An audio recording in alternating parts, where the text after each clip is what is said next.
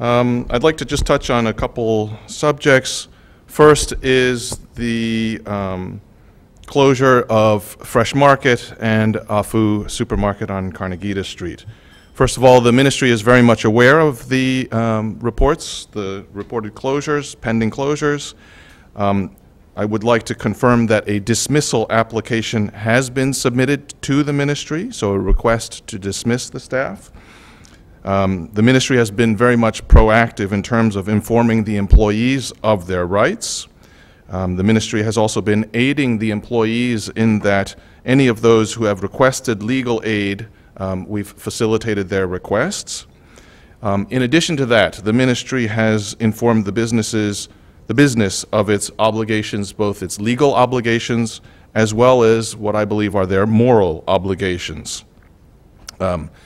The business has been informed that the employees must remain on the payroll until either of two situations. One, a decision has been rendered on the dismissal application, or two, that the parties, meaning employer and employees, have agreed on a mutual settlement in accordance with the law. So the ministry is very much aware of the situation, monitoring the situation closely to make sure that all legal procedures are being followed. The second issue I'd like to touch on briefly, there were reports last week about an infant being born with microcephaly. First off, my heart goes out to the family. I can imagine that this is a difficult time, and I wish them all the best during these moments. I would also like to stress that the Ministry of Via Hisa takes the patient confidentiality and their privacy very seriously. I know if this was my situation, I would not really appreciate having the media all up in my business. I can confirm that the individual, as reported in the media, is a non-resident of St. Martin, and that to date, the Ministry of Via Hisa has not received any official report on the case. And it's also important to remember that there are multiple possible reasons for microcephaly, of which one is Zika. And so far, to my understanding, it's not been confirmed what the cause of this case is or is. With that said, I was traveling when I received commentary or questions about this case. My first reaction, my heart dropped. I said, oh my gosh, our first case in St. Martin, because in reality, it really could have just as easily been a resident of St. Martin. I don't find that, as I see, if I look around the island, I don't find that we are really winning our war against mosquitoes. And so therefore, it could just as easily have been a case of a resident in St. Martin. As a matter of fact, I have some photos here. For those who know me, every day, at the end of the day, I try and walk my dogs. It's a good way to unwind after a long and stressful day. And these are photos that I've taken just over the past few weeks from when I walk my dog. And you can see this one is down on the new road to Oyster Pond. Somebody really took a whole shed or like attachment to their house and took it and just dumped it off the side of the road. And the sad thing is there's a dumpster probably 150 feet, 200 feet from this location. So why they didn't just dump it in the dumpster, I really don't understand. If you look, there's another photo, for example. This is again where somebody's done some renovation work on their house. This is between Don Beach Estates and the Westin. Again, somebody just takes their garbage and dumps it off the side of the road. All of these are potential mosquito breeding sites. The next photo, and this one really, got my blood boiling. Somebody took their toilets that they took out of their house and just threw them off the side of the road. Again, these are perfect mosquito breeding sites. And these are just, from what I've seen personally, walking around my own neighborhood. And so when you see these, and then also when the department goes out and they do inspections, and when we do get reports of, when we get complaints from citizens about high incidence of mosquitoes, and when the department goes out to investigate, invariably there's always neighbors nearby who have sitting water or cisterns that haven't been properly covered or properly treated. It's quite disheartening, and you do feel, what's the Dutch saying, mopping with the faucets on. That is an endless battle, and it's an unwinnable battle from only a government or ministry perspective. In the end, if the citizens don't get involved in terms of policing your own yard, your own neighborhood, making sure that we reduce mosquito breeding sites, I'm very much concerned that it is really just a matter of time before our luck runs out. And so, again, while my heart goes out to the individual case that we're speaking about, I think St. Martin should consider this as a near miss, that this is something that we've luckily dodged the bullet so far. But if we are not proactive about reducing mosquito breeding sites, it could just as easily happen here. So I urge the community to be more vigilant. Government can't do it alone.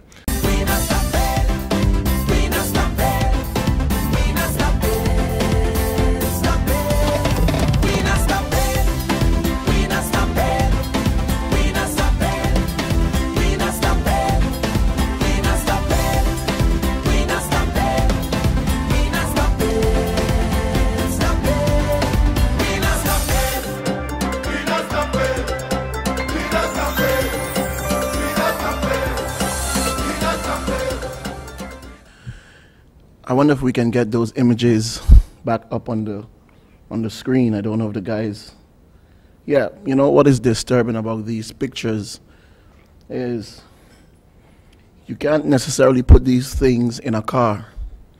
You have to put them in a truck. To dump them wherever you dump them, they have to be in a truck. And I'm saying to myself, we have made provisions, because when you look at this, these things don't fit in a car. Someone had to put them in a truck, drive wherever they drove to, and dump them at the said location. And we have made provisions, I've said it over and over, on the landfill for all of these things. White material, pallets, used concrete, building things. All you have to do is drive to the landfill. You're going to see the signs. So if you have concrete, you dump it where concrete go. If you have pallets and wood and lumber, you dump it in that section. So this is disturbing. And the minister did bring it to my attention.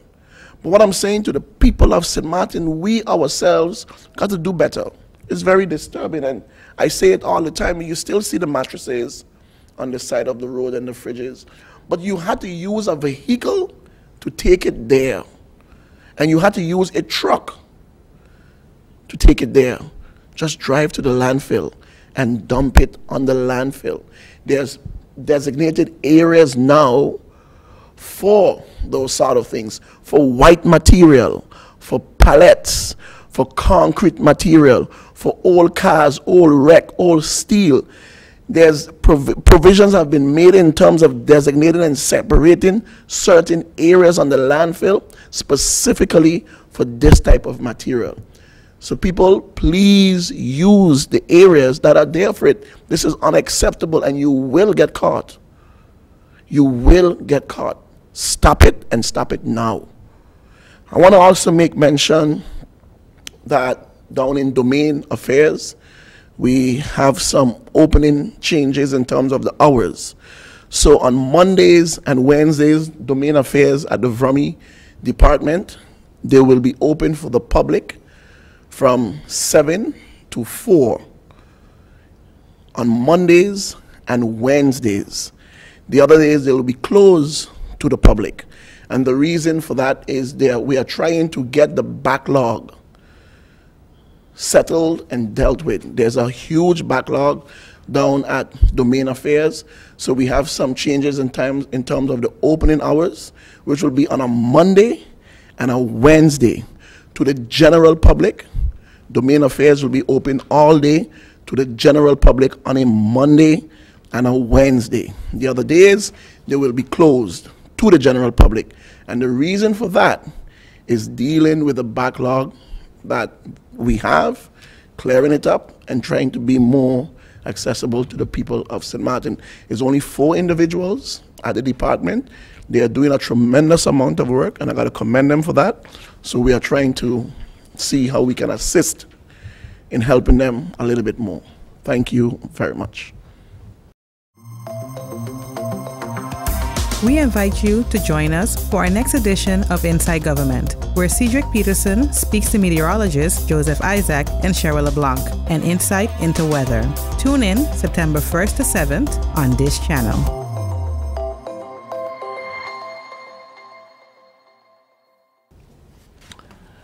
Article 100 of the Constitution of Country St. Martin stipulates that the budget of the country's income and expenditures shall be adopted by national ordinance. It further stipulates that the country's annual budget and the long-term budget shall be balanced, and that the government shall submit the budget to Parliament in one or more drafts, not later than September 1st of any given year. Well, yesterday the Council of Ministers unanimously approved the 2018 budget.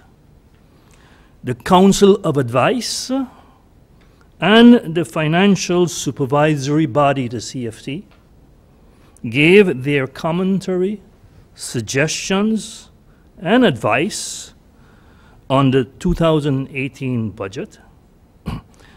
The follow-up report to the commentary, suggestions, and advice by the CFT and the Council of Advice have been incorporated in the 2018 budget.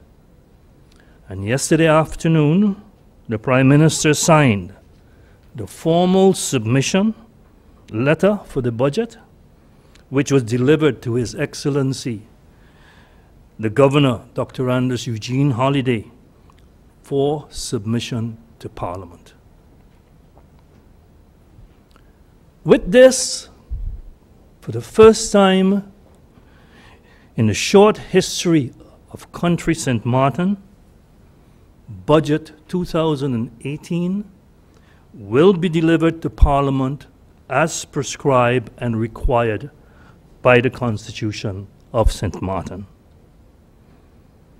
Budget 2018, as well as the accompanying long-term budget, as I mentioned before, has already been vetted by the Council of Advice and by the CFT. The timely submission of the budget for the first time in the history of our country gives me great pleasure, as well as the government, and I believe it should also give great pleasure to the people of St. Martin. They have every reason to be proud of this major accomplishment, which I believe should be celebrated. It was not too long ago, if you can remember, that we were in such a financial mess that government was unable to present a budget in 2015. Budget 2018 will be the third consecutive balanced budget that this government has produced. With Budget 2018, the last tranche of deficits built up since 10-10-10 will be paid off. Publicly, the CFT has already stated St. Martin finances are back on track. This historical accomplishment was not easy. It took sacrifice. It took dedication and hard work. It could not have been accomplished without the full cooperation of the Prime Minister and all the ministers of this government. It could not have been accomplished without the dedicated service of civil servants of all the ministries, and I don't want to mention Maine or single out anyone, but especially the Ministry of Finance, who had to endure my continued demands for fiscal discipline, timeliness, and professionalism. These things should not be taken for granted, and they're not done just to meet deadlines and to have it. They are benefits that are associated with doing things the right way. You will recall recently there have been reports that St. Martin got approval for 21.6 million guilders for capital expenditures, that bonds have been floated for that 21.6 million guilders, and the interest rate on these bonds will be 0.83%. Less than 1% you're paying because somebody believes in your fiscal discipline, somebody believes that you have your house in order, and they can give you credit at these low interest rates. If you have your financial house in a mess, you will not be able to attract such loans at such low interest rates. These benefits come because you sacrifice to produce balanced budgets that can withstand the tests of scrutiny by the CFT and by the Council of Advice. And by them vetting your budget, such confidence is created and the benefits are immense. We are at the point where we're about to, it has been promised, to also have a loan of 40 million for the tax department's renovation. Let me call it that way. Imagine you having a loan that could carry an interest rate of 0.83% or 1% or 1.5% because you have your financial house in order. That's what I think should be celebrated and everybody should be proud of. Thank you very much. We invite you to join us for our next edition of Inside Government, where Cedric Peterson speaks to meteorologists Joseph Isaac and Cheryl LeBlanc, an insight into weather. Tune in September 1st to 7th on this channel.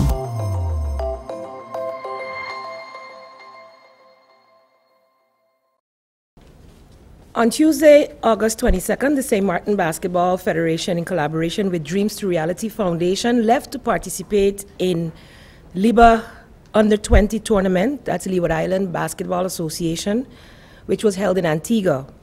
On Sunday, August 27th, after a very successful run, our St. Martin team defeated the St. Kitts team in the finals 82-76, a feat that is a first time, a historical win for St. Martin in such a tournament, bringing home the first place trophies as well as MVP spot for Mr. Jamal Ireland.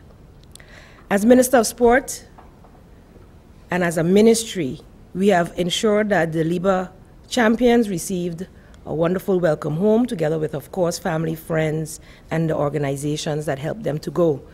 As a ministry, we are proud of the strides these young men have made, of course, under the leadership of qualified coaches.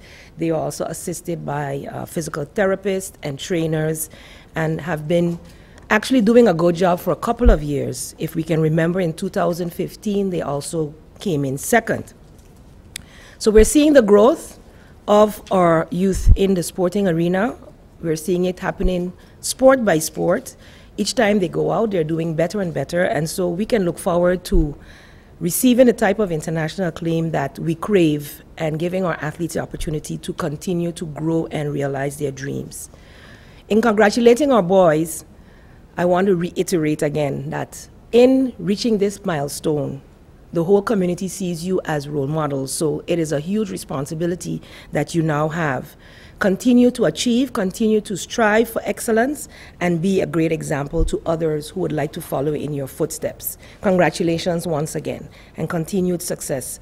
We will continue as the Department of Sport and with the PR that we are putting in place to highlight the achievements, both locally, regionally, and internationally of our teams. But there are many individuals who we do not know about, who have left the island, whether on their own or through assistance of other foundations, etc.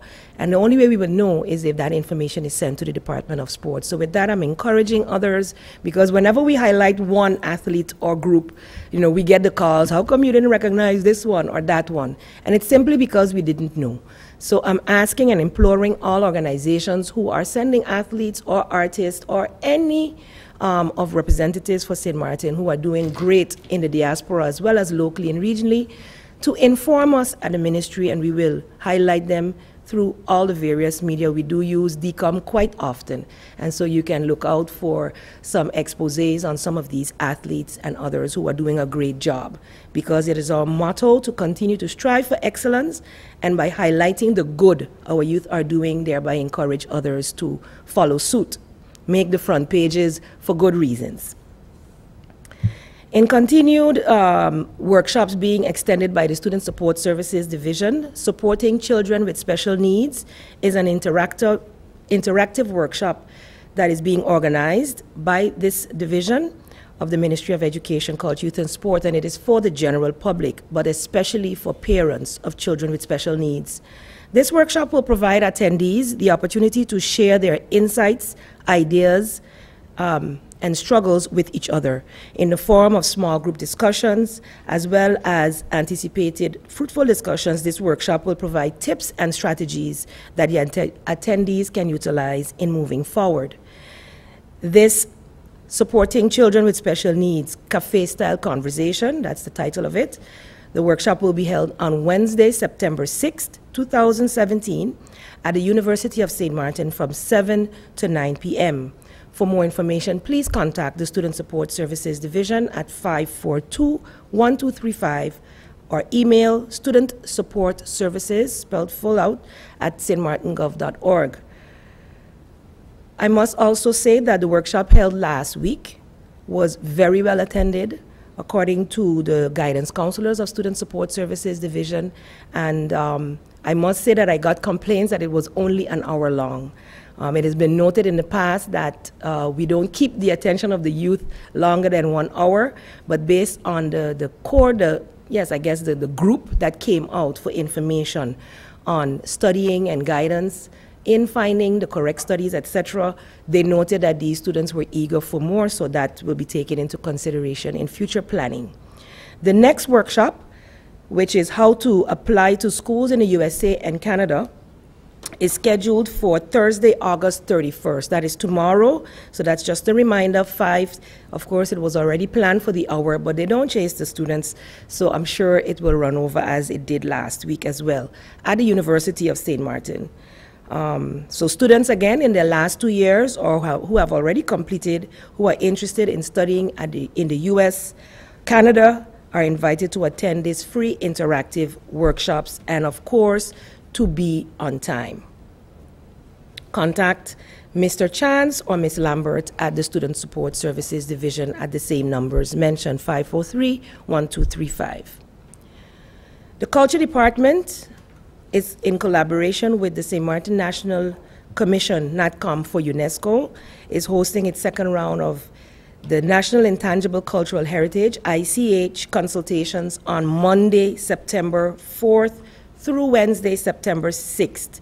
Initially, this had been postponed, so this is a reminder from 9 a.m. to 4 p.m. at the New Government Building Conference Room at the Swaliga Building Boulevard in Phillipsburg. The theme is strengthening capacities for implementing the Convention for the Safeguarding of Intangible Cultural Heritage in St. Martin, and will be facilitated by Global UNESCO Facilitator, Mr. David Brown of Jamaica. Persons interested are asked to contact Ms. Marcelia Henry, Secretary General of UNESCO, immediately via her email address, henrymarcelia@gmail.com, or Ms. Shireen Alambi, the Policy Officer of the Department of Culture at Culture Department of SXM@gmail.com.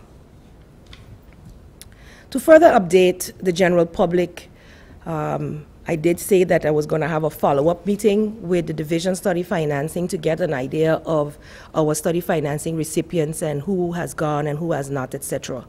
So in the updating meeting, I received some information that payments to existing studying financing recipients, or the ones who are current to St. Martin and the region, which includes the USA, Canada, England, and the Caribbean islands, are to date approximately 2.3 million, paid out to some 219 study financing recipients. 73 students have not to date submitted their transcripts, which are due in July of that year, to be able to continue to receive funding, nor their parental tax information of 2016. So that information, those 73 students are in peril of not receiving their funds if they do not submit these things in time. Students to the Netherlands, we are at current paying 98,215, and this has been paid out to 77 study financing recipients. 48 students to date have not submitted their transcripts and the necessary documentation, as mentioned before. For the new study financing recipients, there are thus far 63 who have departed to pursue tertiary education, 34 to the Netherlands, 17 to the USA, 1 to Curacao, 8 to Canada, and 3 to the UK. Of course, some have just received their results, and so we are still in the process of finalizing those, and many of those usually leave in January if it is too late to leave now. Concerning the students to the Netherlands, the United St. Martin Connection USC, a dynamic group of young St. Martin professionals living and working in the Netherlands in collaboration with Study Financing St. Martin and the St. Martin House, organized an orientation week of activities for the students in the Netherlands upon their arrival. The ministry is extremely proud with the high level of professionalism displayed by USC, as this was the first time that we actually partnered with them to organize this orientation, and we're looking forward to such future collaborations. We'd like to thank all involved who assisted in getting the students prepared and the initial startup activities and transition process, which was quite successful.